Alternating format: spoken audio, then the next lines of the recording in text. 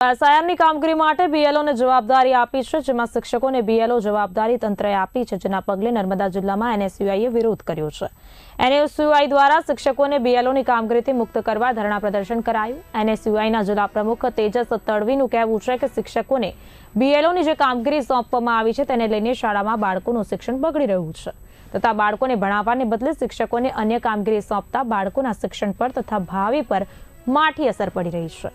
ચૂંટણી પંચ બાળકોના ભવિષ્યની ચિંતા કરે, બાળકોના ભવિષ્યનું જોખમ કોણ લેશે વગેરે જેવા સૂત્રોચ્ચારના બેનરો સાથે એનએસયુઆઈના કાર્યકર્તાઓએ ધરણા પ્રદર્શન કર્યા હતા।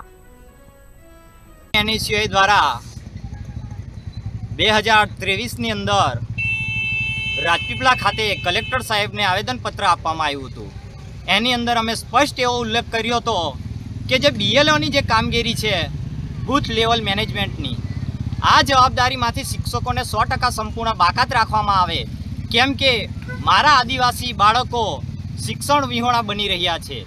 હવે શિક્ષકો પાસે જે બીએલઓની કામગીરી કરાવવામાં આવે છે એના લીધે વિદ્યાર્થીઓનો અભ્યાસક્રમ બગડી રહ્યો છે, ત્યારે આ ખૂબ ગંભીર બાબત છે।